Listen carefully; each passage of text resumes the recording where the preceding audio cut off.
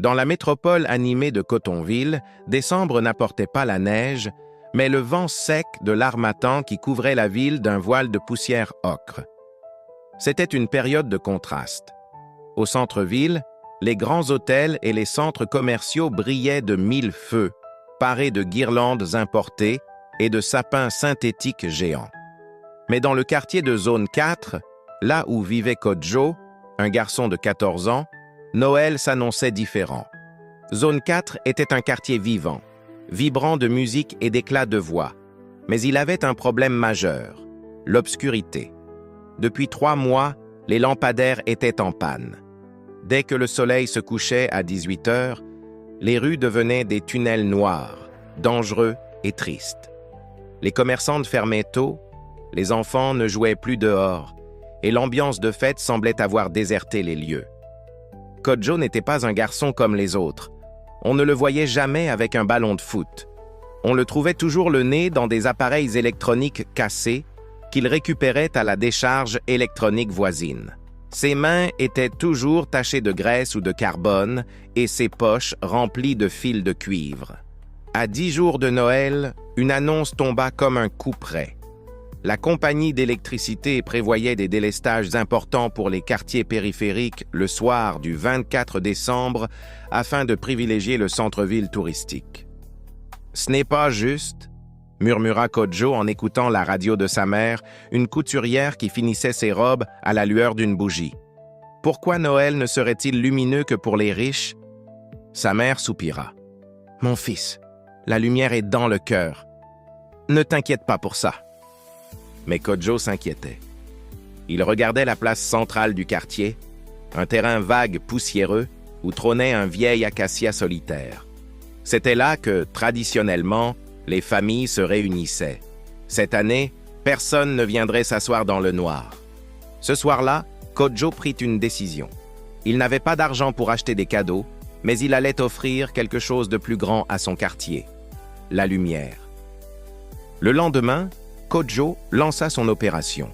Il se rendit à la décharge de Computer Village, une montagne de déchets électroniques. Sous le soleil de plomb, il fouilla.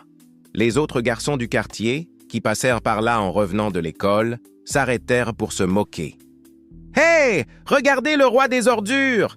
cria Malik, le chef de bande. « Tu cherches ton cadeau de Noël dans les poubelles, Kodjo ?» Les rires fusèrent. Kodjo sentit ses joues brûler, mais il ne leva pas la tête. Il avait un objectif. Il cherchait des trésors spécifiques. Des batteries d'ordinateurs portables usagées qui avaient encore un peu de charge, des vieux panneaux solaires de jardin jetés par les villas huppées et des LED récupérés sur des enseignes brisées. Pendant une semaine, sa chambre devint un laboratoire. Kodjo utilisait Internet sur le vieux téléphone de sa mère pour regarder des tutoriels. Il apprit à tester les cellules des batteries lithium-ion, à les souder ensemble pour créer de gros blocs d'alimentation et à réparer les circuits des panneaux solaires. Ce n'était pas facile. 2 jours avant Noël, un court-circuit fit fondre tout son câblage principal. La fumée âcre remplit sa chambre. Kodjo s'effondra sur son lit, les larmes aux yeux. Il avait travaillé si dur et tout semblait perdu. Il regarda ses mains, coupées et brûlées. « Malik avait raison, pensa-t-il. Je ne suis qu'un ramasseur d'ordures. » Il sortit prendre l'air. Dans la cour, il vit sa voisine, une vieille dame nommée Tanti Aya, qui trébuchait dans l'obscurité en essayant de rentrer chez elle. Il courut l'aider. « Merci, mon petit, » dit-elle en serrant sa main. « C'est si sombre ici. On a peur de sortir. On a besoin de tes yeux jeunes. » Cette phrase résonna en lui comme un coup de tonnerre. Ce n'était pas une question de fierté personnelle ou de gadget technique. C'était une nécessité. C'était sa mission. Kodjo retourna dans sa chambre. Il ne dormit pas. Il démonta sa propre radio pour récupérer des composants. Il utilisa des bouteilles en plastique vides qu'il remplit d'eau et d'un peu de javel pour diffuser la lumière. Une technique qu'il avait vue en ligne. Il créa une guirlande géante, non pas faite de verre fragile, mais de plastique recyclé et de génie pur. Le 24 décembre arriva. La chaleur était étouffante. Comme prévu, à 19 heures, l'électricité du quartier fut coupée.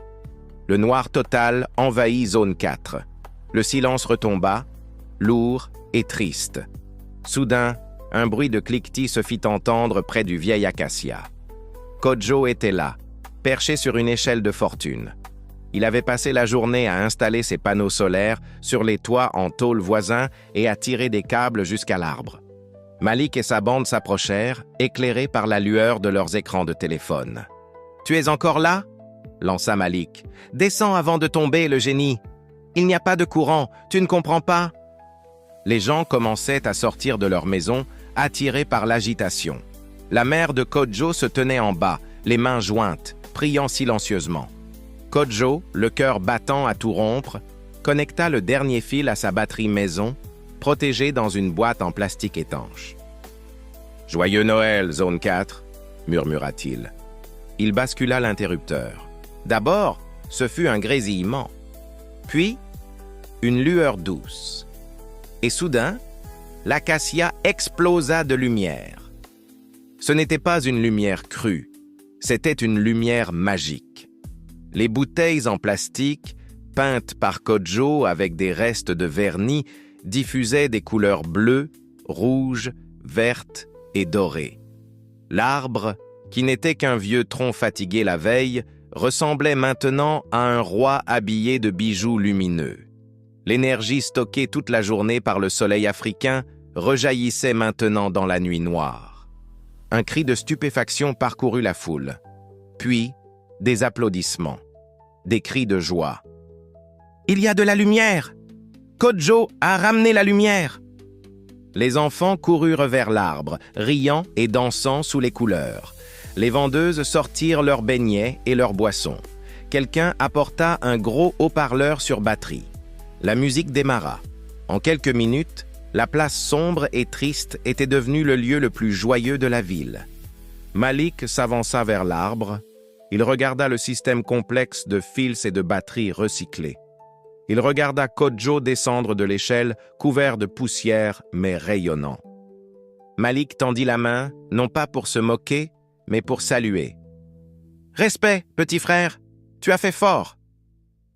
Cette nuit-là, Zone 4 célébra le plus beau Noël de son histoire.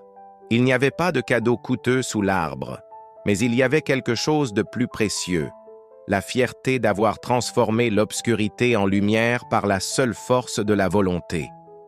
Plus tard dans la soirée, alors que tout le monde dansait, la mère de Kodjo le prit dans ses bras. « Tu vois, » lui dit-elle, « je t'avais dit que la lumière venait du cœur, mais tu as été assez malin pour la faire sortir par tes mains. » Kodjo regarda son œuvre. Il comprit alors la véritable leçon de ce Noël. Il n'avait pas attendu que le gouvernement répare les lampadaires. Il n'avait pas attendu d'être riche pour agir. Il avait regardé ce qu'il avait, des déchets, du soleil et son cerveau, et il avait changé sa réalité. Leçon de l'histoire.